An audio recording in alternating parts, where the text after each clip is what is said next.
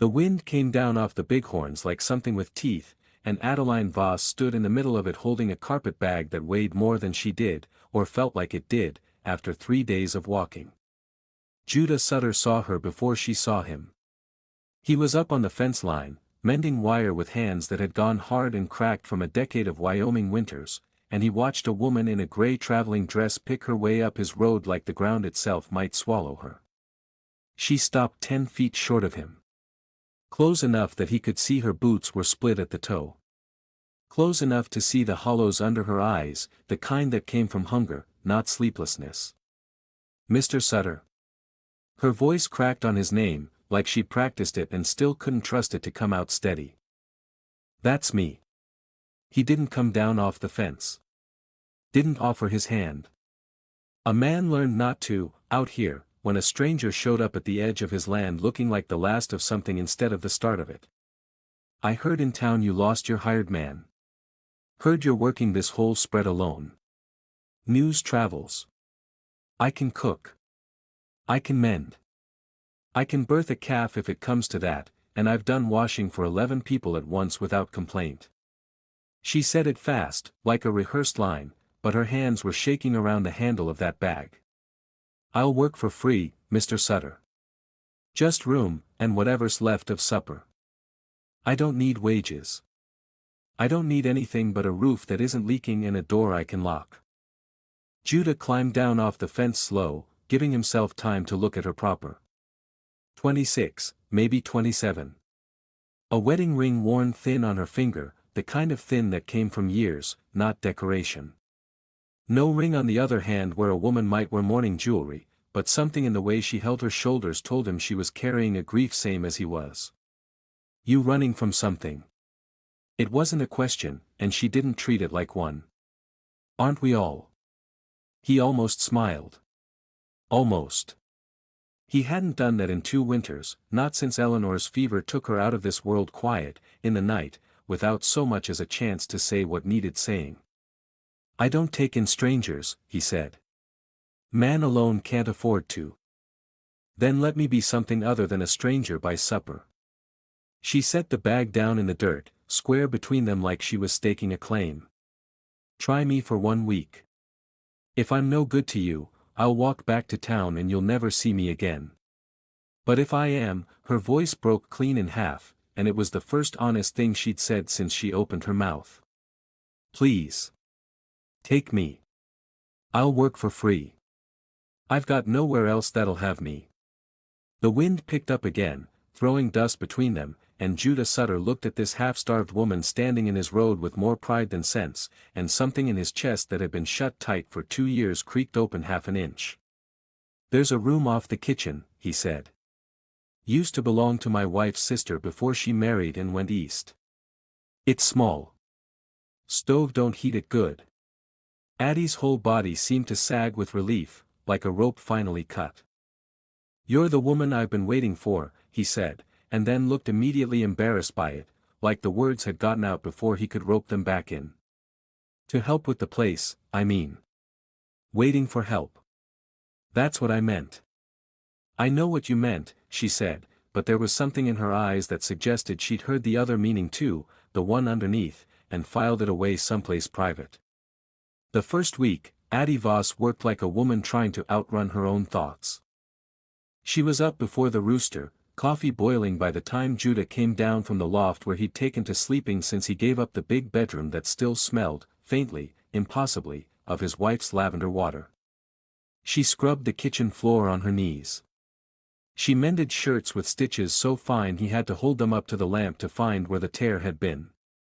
She learned the names of his cattle before she learned the names of the ranch hands who rode in twice a week to help with the herd. And she never once mentioned wages. Judah watched her from a distance, the way a man watches weather rolling in, trying to read whether it'll pass gentle or tear the roof clean off. He watched her flinch when he raised his voice at a spooked horse. He watched her go quiet and small whenever a rider came up the road unannounced, watched her disappear into the kitchen until she'd confirmed, through the window, that it was only Cy Brennan bringing feed, or old Ezra checking on the well. She was running from a man. He knew it the way he knew when a storm was coming by the smell of the air. He didn't ask. Not yet. Some wounds, you didn't go pressing on just because you were curious about the shape of them. But he started leaving the door to the tool shed open in the mornings, so she could see he was out there working, not lurking. He started saying, "morning," instead of nothing at all. He started noticing that her coffee was better than his had ever been, and that the house didn't feel like a held breath anymore, the way it had every day since Eleanor died. One evening in the second week, a calf came early and wrong, breech and struggling, and it was Addie who rolled up her sleeves without being asked and worked her arm in up to the shoulder in mud and blood while Judah held the mother steady and prayed to a God he'd mostly stopped talking to. "Turn it," she said, breathing hard. "Judah, I need you to turn it while I pull." It was the first time she'd used his given name. It came out of her like it belonged there, like she'd been saving it for the right kind of emergency. They got the calf out alive, both of them soaked to the elbows and shaking with the kind of exhaustion that feels like triumph. Addie sat back in the straw and laughed, actually laughed, a real one, surprised out of her, and Judah found himself staring at her like a man seeing color for the first time in a long while of gray. "You said you could birth a calf," he said. "Didn't say you'd be good at it. I wasn't lying about the working for free part either." She wiped her forearm across her cheek, leaving a streak of mud that somehow made her look younger. "I meant every word I said at that fence." "I know you did." He held out a hand to help her up, and she took it, and neither of them let go quite as fast as the moment required. "Question is why?"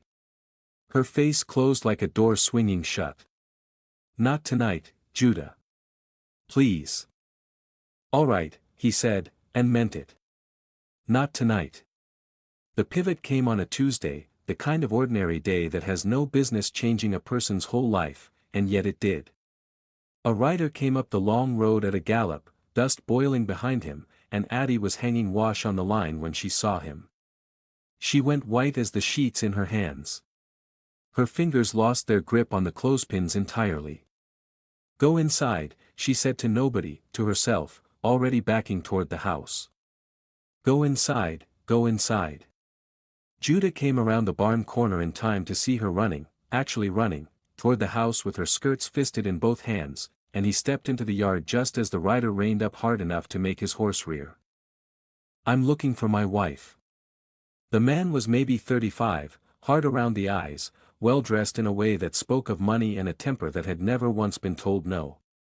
"Adaline Voss." Small woman, brown hair, answers to Addie. "I was told in town she's working this ranch." Something in Judah went very still and very cold, the stillness of a man deciding, in the space of one breath, exactly how far he was willing to go. "Don't know the name," Judah said. "Don't lie to me, rancher." The man's hand drifted to his hip, to the revolver sitting there like punctuation. "She's my property. Left in the night, took nothing that was rightfully hers to take.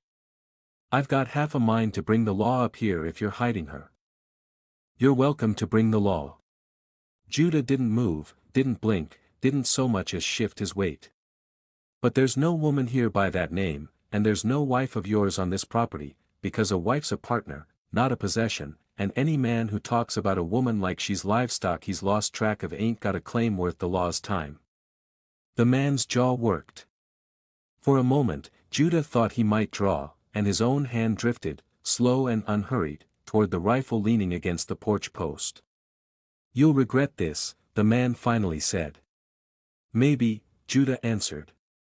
"But I've regretted plenty of things in my life, and helping a woman who asked for help has never once been on that list."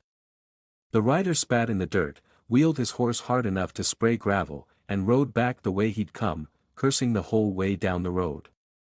Judah stood in the yard a long time after the dust settled, his heart going harder than it had any right to for a fight that never happened, and then he walked into the house. Addie was pressed into the corner of the kitchen, behind the stove, small as she could fold herself, tears cutting clean lines through the dust on her face. "He's gone," Judah said quietly. "For now. You shouldn't have lied for me." Her voice was a whisper, raw. "You don't even know what I did." You don't know why he's looking. Tell me, then. He crouched down so he wasn't looming over her, so they were eye to eye, two people instead of a rescuer and something rescued. Whatever it is, Addie. Tell me and let me decide for myself whether it changes anything. She told him. About the marriage her father had arranged when she was 19 and too frightened to refuse. About the years of small cruelties that built into large ones, the kind that leave marks a body can hide but a spirit can't. About the night she finally understood that staying would eventually kill something in her that couldn't be gotten back, and how she'd taken nothing but the clothes on her back and walked out into the dark because the dark, at least, wasn't cruel on purpose. I heard your name in town, she said. Heard you were a fair man. Heard you'd lost your wife and were running the place alone, needed help and had none to spare for wages. I thought, her breath hitched. I thought if I could just be useful enough, you'd let me stay long enough to disappear properly. I never meant to what? Never meant to start hoping for something more than a roof. The kitchen was quiet except for the stove ticking as it cooled. Outside, the wind that had carried her up his road 3 weeks ago had finally gone still. I buried my wife 2 winters back, Judah said, and it was the first time he'd spoken of Eleanor's death to anyone besides the preacher who'd said the words over her grave. Fever took her in 4 days. I told myself after that I was done wanting things, because wanting things is how you end up broken open in a kitchen at midnight with nobody to hear you. I told myself this ranch was enough. Cattle don't leave you. Cattle don't die of fever in 4 days and take half your heart with them. He reached out, slow, the way he'd reached toward a spooked animal, and took her hand. But you've been in this house 3 weeks, Addie Voss, and I find myself wanting things again. Wanting to hear you laugh at the barn like you did over that calf. Wanting to see your handwriting in the ledger book. Wanting, God help me, to know if you take your coffee the same way every morning of your life or if it's different depending on the day. Cream, no sugar, she said, through tears that had turned, somehow, into something closer to a smile. Every day. It's the one thing I never let anybody take from me. Good, he said. Keep it that way. Keep every small thing that's yours, and let me spend the rest of my life making sure nobody takes it from you again. The weeks that followed weren't a fairy tale, because real life rarely arranges itself that neatly. There was a lawyer's letter that came from 2 counties over, threatening and empty, the kind of thing an angry man sends when he's already lost and doesn't know how to admit it. There were nights Addie woke gasping from dreams of a hand raised in anger, and Judah learned to simply sit beside the bed, not touching, just present, until her breathing evened out and she remembered where she was and who she was with. There was the day the sheriff came out, not to arrest anyone, but to deliver the news that her husband, her former husband, the papers finally, mercifully signed, had been thrown from a horse 2 towns over and broken his fool neck showing off for men who didn't even like him. Addie didn't cry at that news.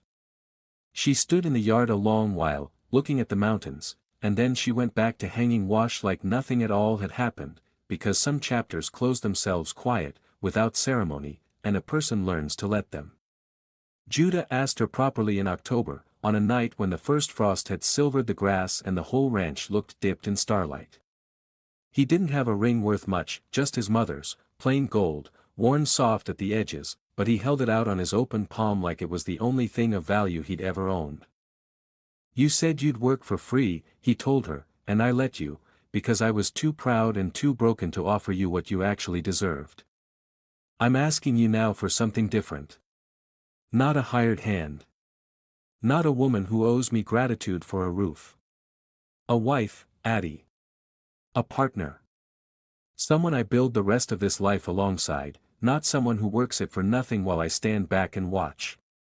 You already knew my answer at that fence, Addie said, the day you told me I was the woman you'd been waiting for. I've been waiting my whole life to hear somebody mean it the way you meant it.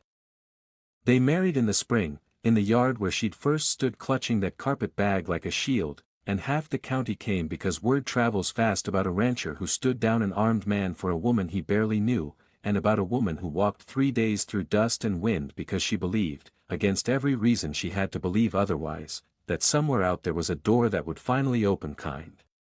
Some folks in this life get everything handed to them and never learn to be grateful for a single piece of it. Others walk through fire, through fear, through nights so dark they forget the sun still rises, and when they finally find someone who sees their worth without a price tag attached, they hold onto it with both hands and never let go.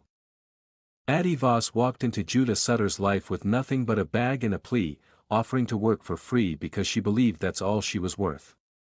He taught her, slow and patient and without ever raising his voice, that she was worth so much more than free, she was worth building a whole life around.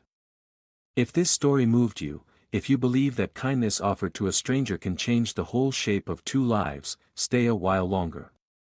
Because the next story waiting for you is proof that the good ones, the patient ones, the ones who show up quiet and steady when it matters most, they're still out there, in every corner of this old West, waiting for someone brave enough to knock on the door and ask.